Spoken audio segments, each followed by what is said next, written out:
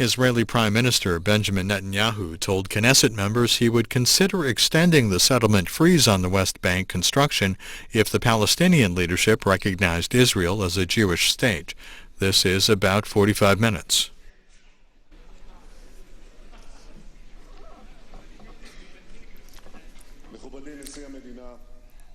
The President of Israel, President Shimon Peres, judges of the Supreme Court, the Speaker of the Knesset, the Controller of the State, public servants in the past and in the future, the ministers of the government, Knesset members. It's not by coincidence on the wall of the Knesset there is a portrait of Benjamin Herzl. In 1986, Herzl wrote in his book, The State of the Jews, the Jews who seek a country, they will have a country. Finally, we will live freely in our land. I mentioned those things at the beginning of the government meeting, in addition to other sentences from our history. And because of their importance, I would like to repeat them here in the Knesset.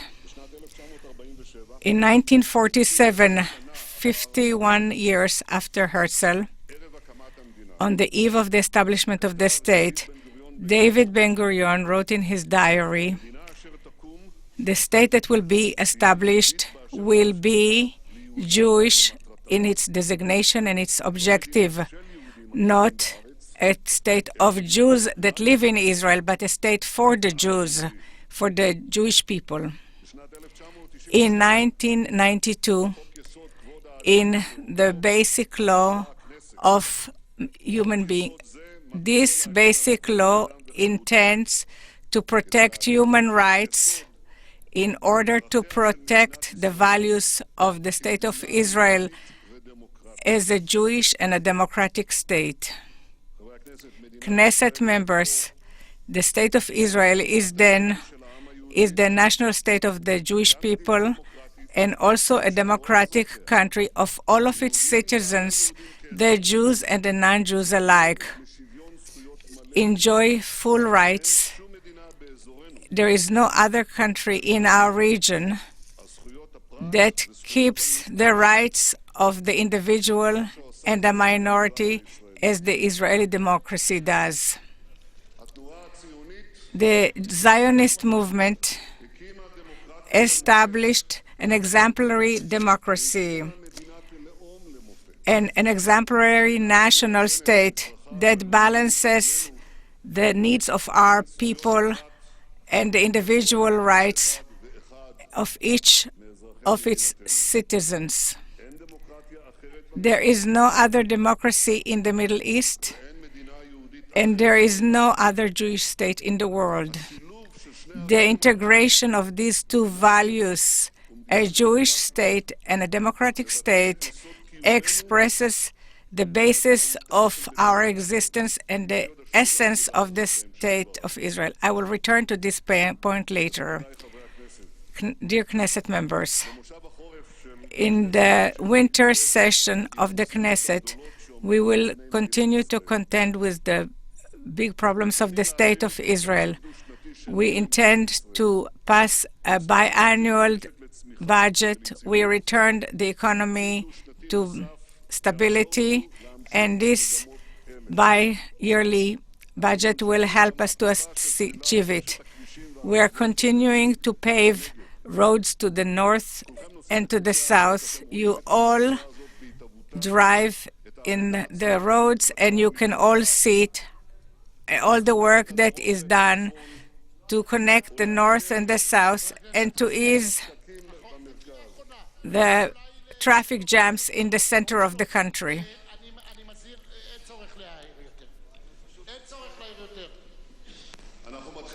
We are starting to implement the reform in the land through which the thousands of families could move from leasing to owning their apartments.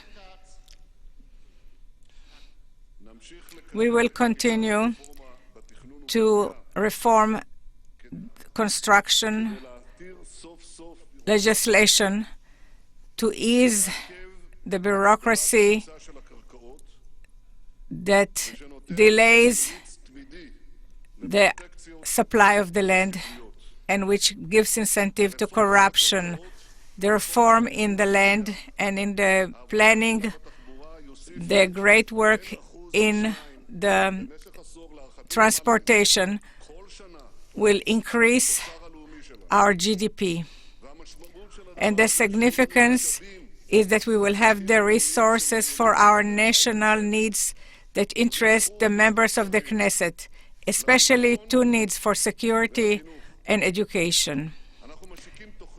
We are starting a program to improve higher education in Israel that cries for resources. Within 6 years, we will add to higher education 7.5 million shekels. Already this year, we will start to establish 4 centers of excellence.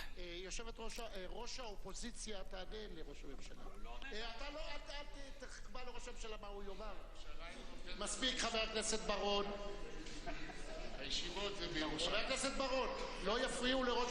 חבר הכנסת ברון, אני מדבר אליך. אז אל תדבר אליו עכשיו. בבקשה. This year, we will start 4 centers of excellence out of the 30 centers that we will establish in the coming years.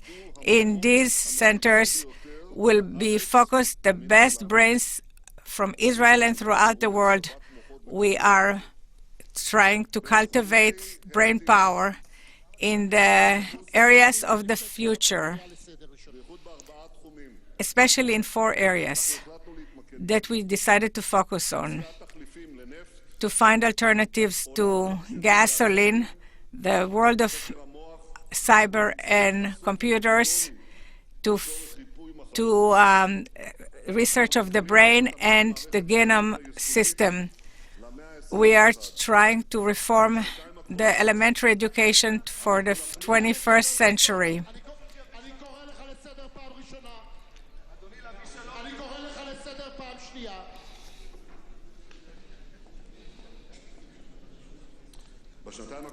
In the coming 2 years, we will introduce computer system to the elementary schools in the north, in the south, in an investment of 420 million shekels.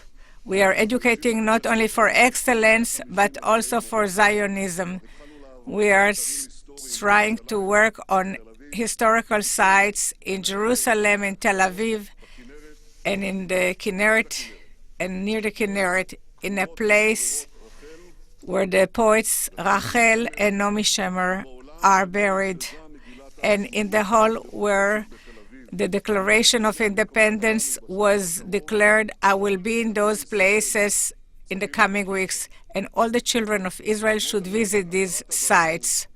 Knowing our past is the key for our future, but we also have to handle the problems of the present. In the winter session, we will start to prevent infiltration, massive infiltration of illegal workers, something that threatens the character of the State of Israel. This is an essential step in order to prevent the infiltration of the country, factors that threaten the economy of Israel. In the coming months, we will start a program to advance law and order throughout the country, especially in the town of Lod. Last week I visited there. I heard Jewish and Arab citizens begging for protection from the crime families and violence. They want to send their children without fear to school.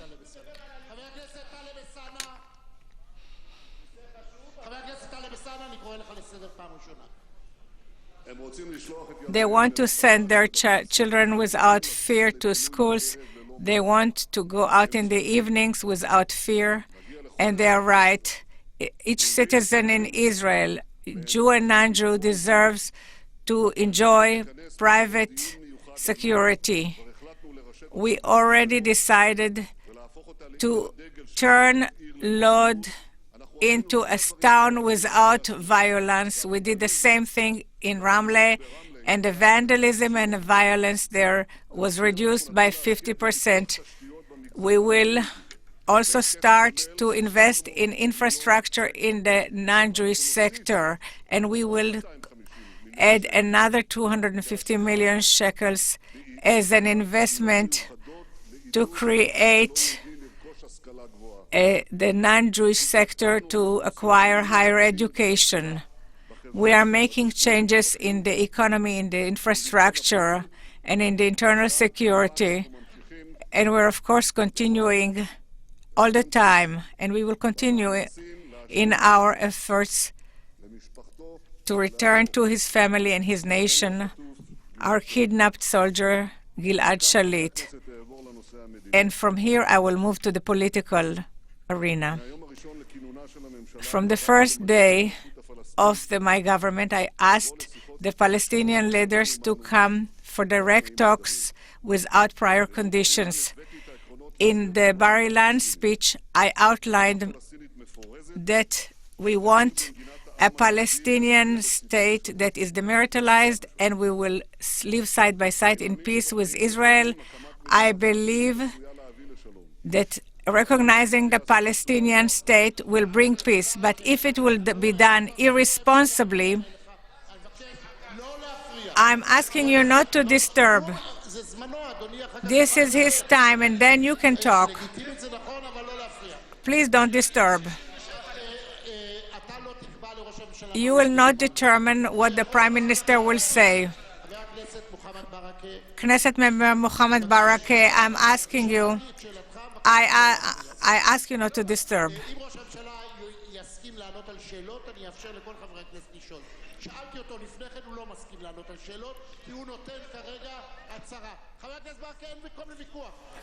Knesset member Barakeh, we have no place for argument.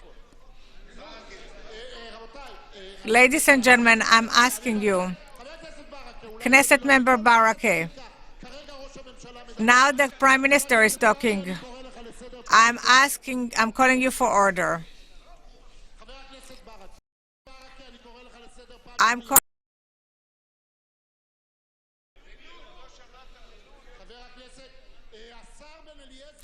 Minister Bar Eliezer, I can't conduct it like that while you are under the right conditions. The establishment of a Palestinian state could bring peace, but if it will be done irresponsibly, the establishment of a Palestinian state could increase the conflict and terror. For it to bring peace and not war, it has to be based on two components. Recognition, as far as recognition as the Palestinian, it's not an insistence. It's the source of the conflict, and this is for 100 years, the Palestinians are educating many generations that there is no Jewish nation, and this is their only land. The refusal to recognize the right of the Jewish people and its historical connection to that land is the source of this conflict. And without handling it, there will be no end to the conflict.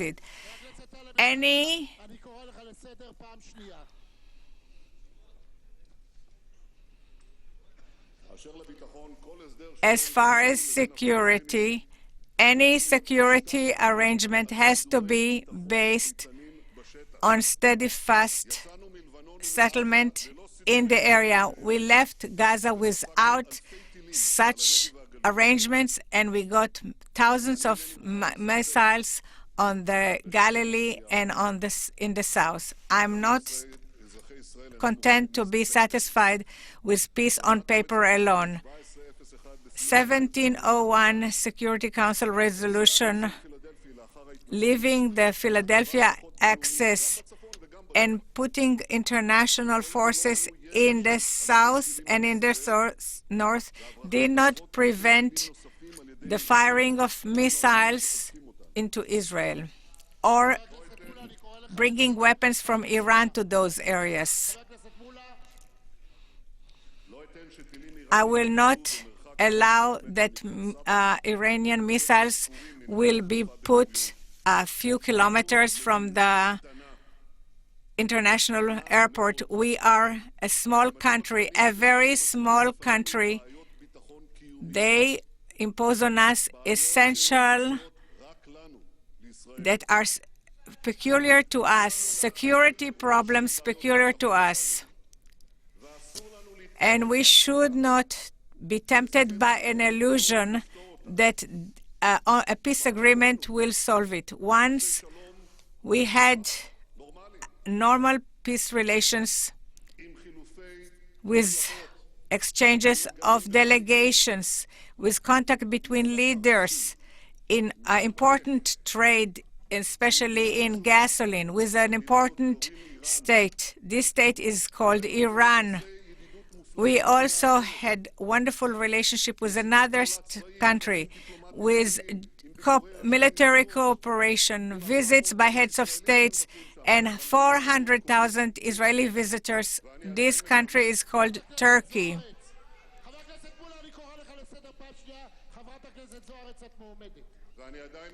And I'm still hoping that we will be able to improve the relationship with them that deteriorated not because of us.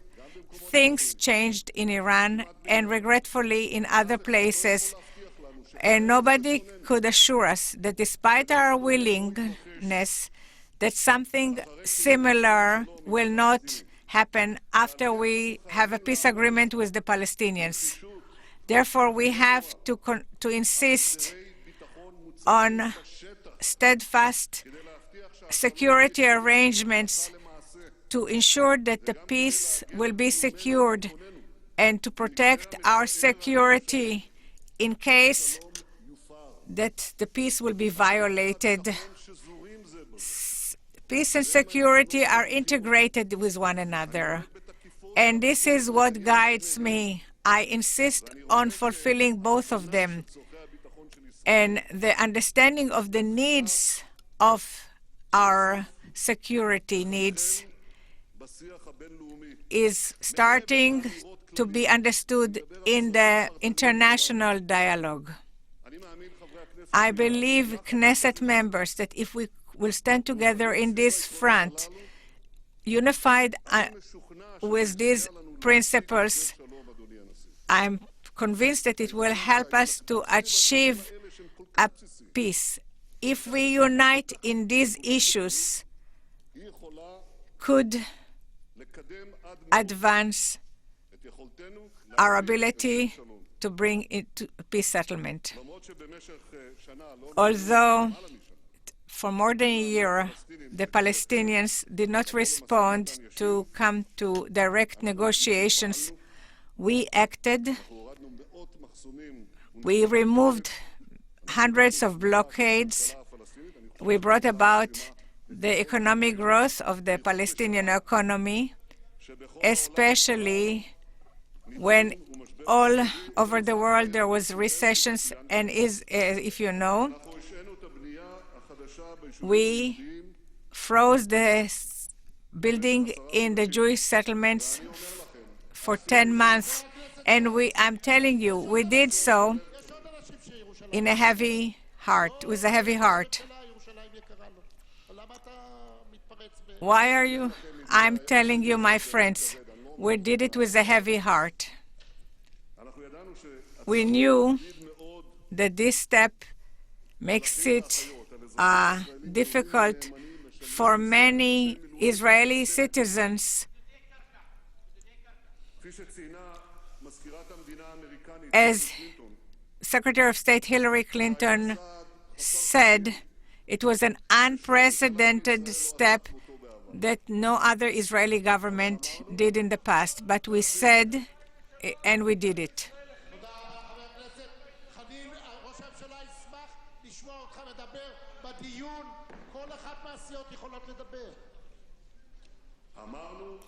We said so, and we did so.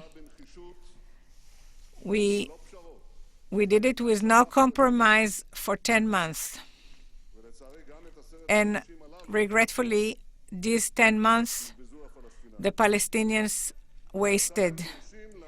And now they want to continue the freeze on the settlements as a condition for continuing the talks.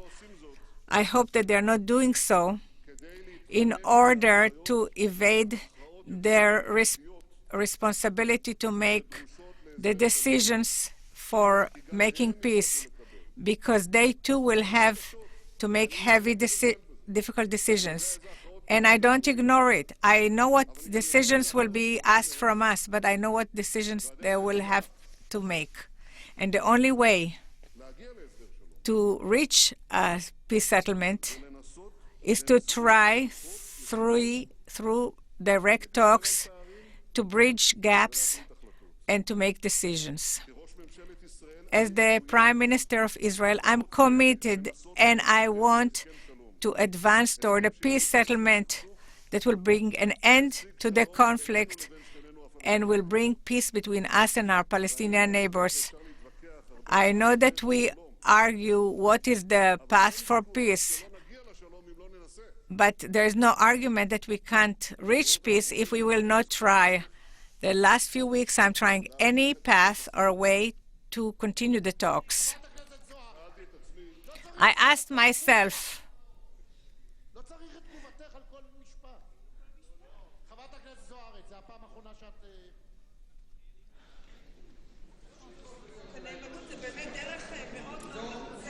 חבר הכנסת ברכה, אני אסביר לך אחרי זה. זה חוק שאתה הצבעת בעדו, שמחייב את ראש הממשלה לתת סקירה. נא לאפשר לו למלא... Please let the Prime Minister continue to talk. Please allow the Prime Minister to continue to talk. Knesset member Barakeh, I'm asking you to help me to have us continue the session. I asked myself, what could have convinced the government, or furthermore, the citizens of Israel, that the Palestinians really want to live with us in peace? Something that will broadcast that there is a real change in the Palestinian side, that will demonstrate to us that they are not only asking for concessions from Israel, or that they are also willing to take a significant step towards us. And there is something like that. And I sent this message quietly in the last month, and I'm saying it now publicly. If the Palestinian leadership will say unequivocally to its people that it recognizes Israel as the home of the Jewish people, I will be ready to convene my government and request a further suspension in the building.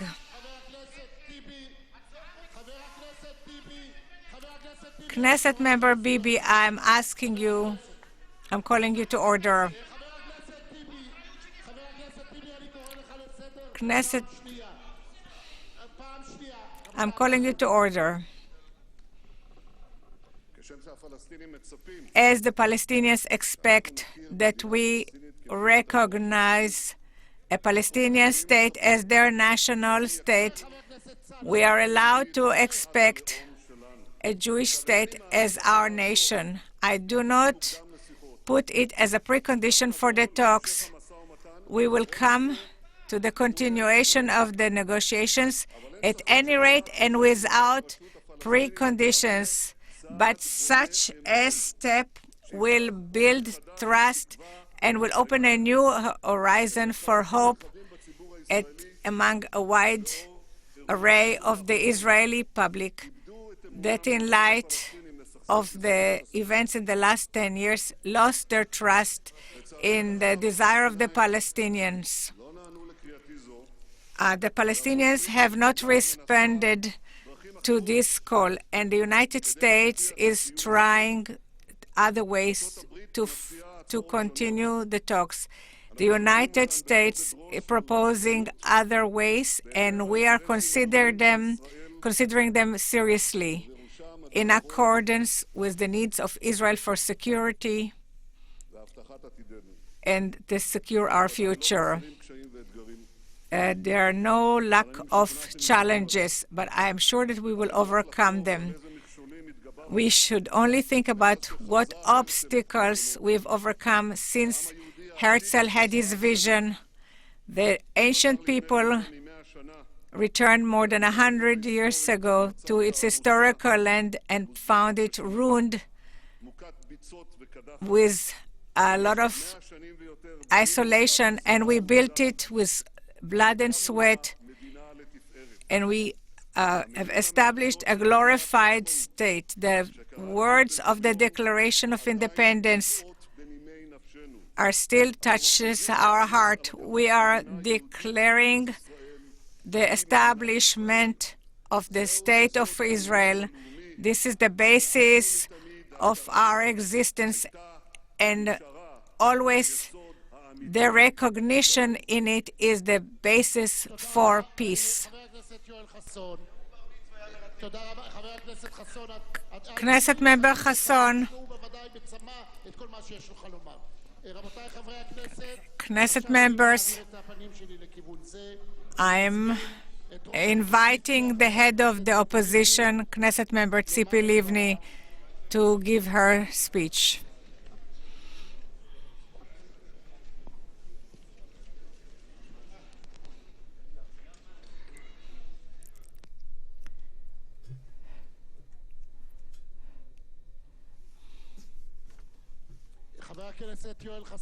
Knesset member Yoel Hassan, you're disturbing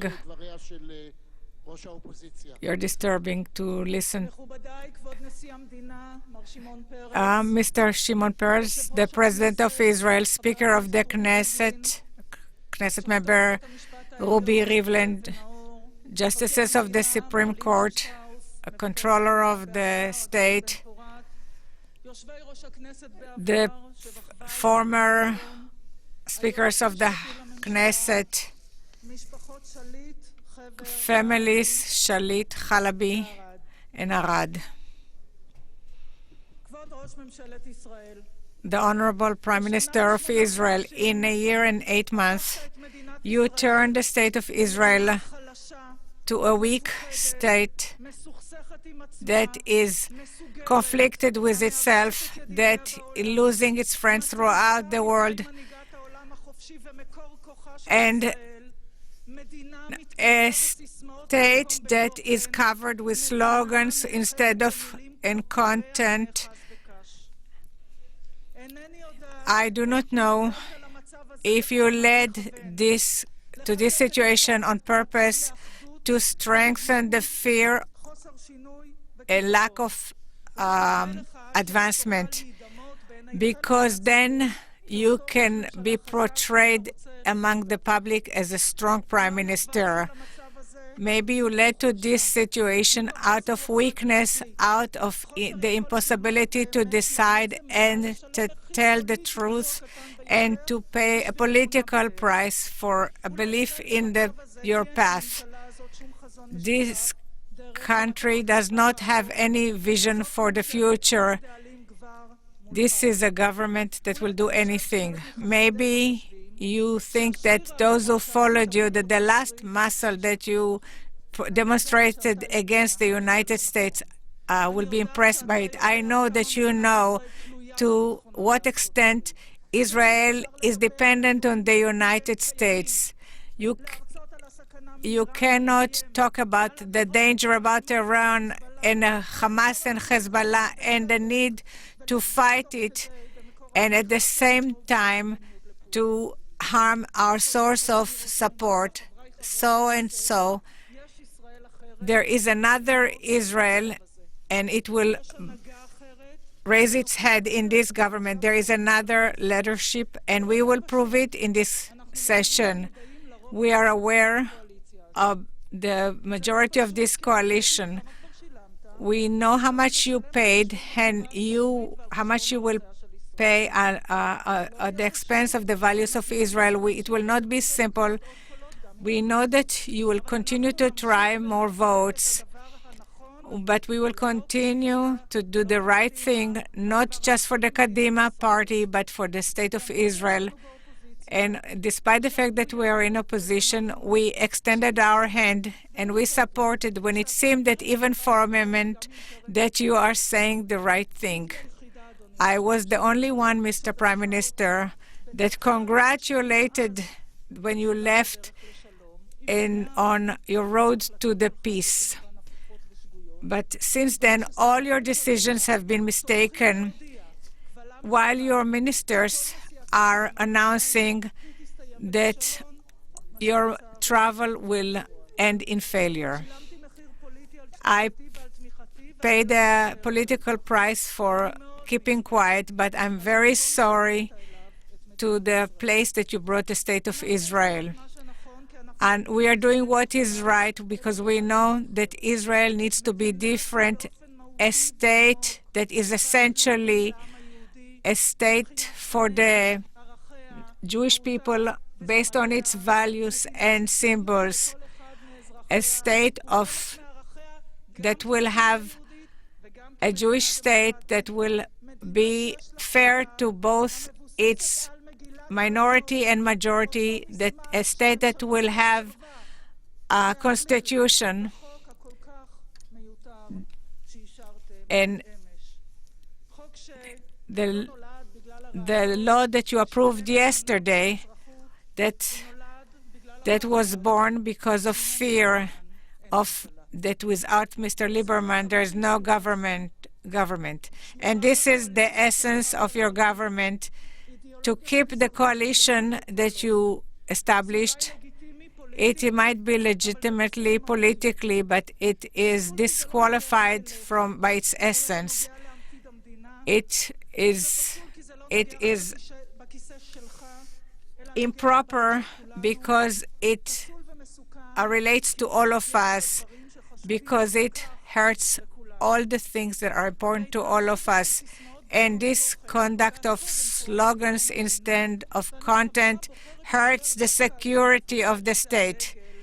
I'm talking about it, and we indeed live in a difficult neighborhood. Then there are threats from Iran, Hezbollah, Hamas, and so on, and do not accept our existence. Contrary to you, I do not believe in leadership based on fear, that we have to conduct ourselves in wisdom. And everybody knows that the key to our security is not in the strength of our army, but also in the legitimacy of our country and the relationship we have with other countries. And you talk a great deal about the non-legitimacy of Israel around the world. The legitimacy is important so we can act against terror in the things that are indeed important.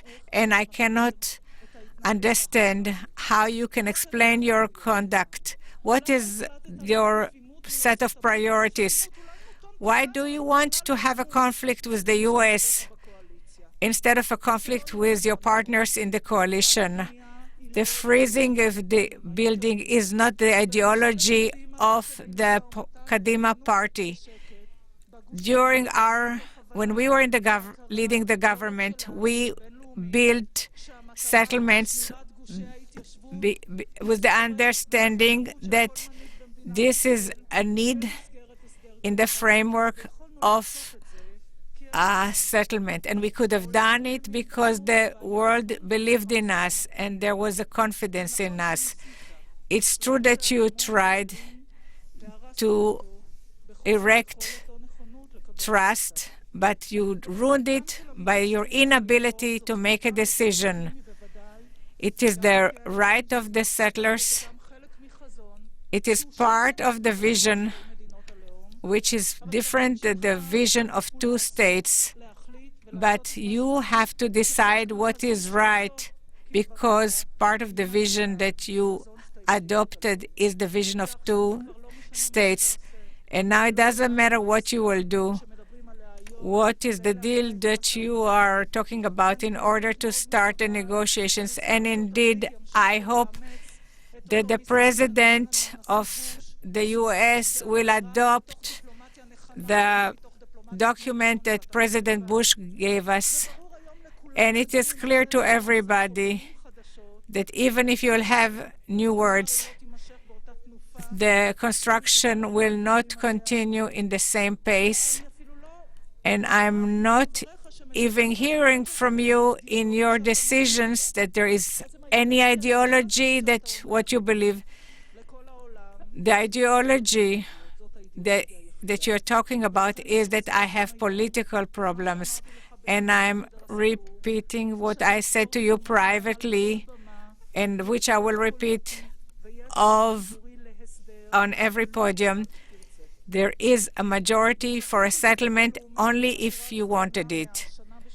Since in the last year and 8 months, as long as the Prime Minister talks stronger, more security, Israel becomes weakened.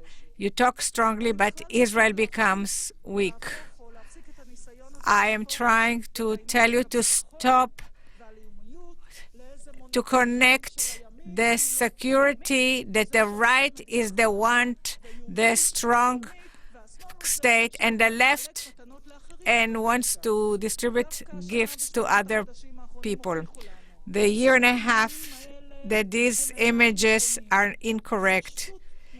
It is utter nonsense. And I can say it from the center of the political arena. The only way to keep the Jewish Zionistic interest, to keep the basic interest of Israel as a Jewish state, and you talked so much about a Jewish state, and what have you done for a Jewish state? You took two words that were consensus in the world, and you turned it to them into dispute in Israel and outside of Israel. And in order to guard Israel as a Jewish state, you have to make decisions, something that you avoid making. To keep Israel as a democratic and Jewish state, you have to keep the basis of two states while keeping the principles of security. And you too know that the Palestinians agreed for a demilitarized state. And we have to make these decisions as a leader, not to fulfill the desire of somebody else, but out of deep understanding that the price that the Jewish state will pay if we don't reach an agreement is that it will lose its character. And this is the whole story. And the two principles that you indicated here, if you do it right, the government of Kadima was in the middle of a process, and I heard here what you said, that you know the Prime Minister, you talked about Gaza, you talked about Lebanon. The alternative of an Israeli leader, if it was up to you, would you have kept the IDF few more years in Lebanon? Do you want to reoccupy Gaza? You can do it from a military standpoint, but you know that there is a huge gap between the slogans that you utter and the reality that you have to contend with. And these are the decisions you have to make. And you can make these decisions when things are done properly and when you believe in it. If the whole purpose is to conserve the coalition without paying a political price, the interests of Israel are being hurt. And everyone in the public should ask itself, is after a year and 8 months, is Israel stronger?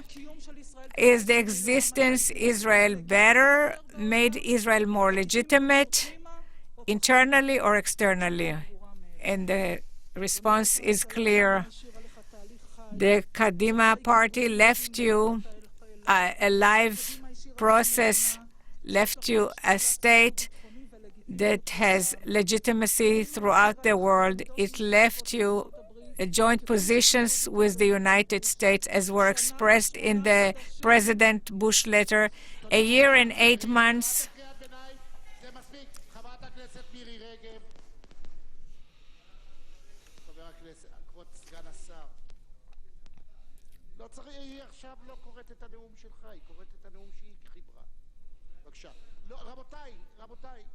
חבר הכנסת דני דנון, יהיה לך הזדמנות לבטא את עמדתך. A year and 8 months, and you forgot all of this in your inability to make a decision. And I've said it before. The Kadima party is telling to do what everything needs to do. Do what Israel needs. Israel is becoming weaker, and we will support you. It's in order to keep Israel as a Jewish state where it is clear to everybody, the Jews and non-Jews, that Israel is a Jewish state and a democratic state according to its values, that has equality for all its citizens, a state that connects us to the people in the diaspora. For this, we need leadership that needs to make decisions and not run away from them. I heard that you quoted Herzl and Ben-Gurion, and I didn't hear you talk about Jabotinsky, who said that in every conflict between individual rights, I am on the side of the individual right. I didn't see anything in your conduct that expresses the values of Jabotinsky, keeping the rights of the minority, keeping the rights of the individual out of values and not out of fear, out of the desire to build in the state of Israel a country that contributes to the world. The Kadima party left you a government that was like that, and it will conduct a government that will be like that.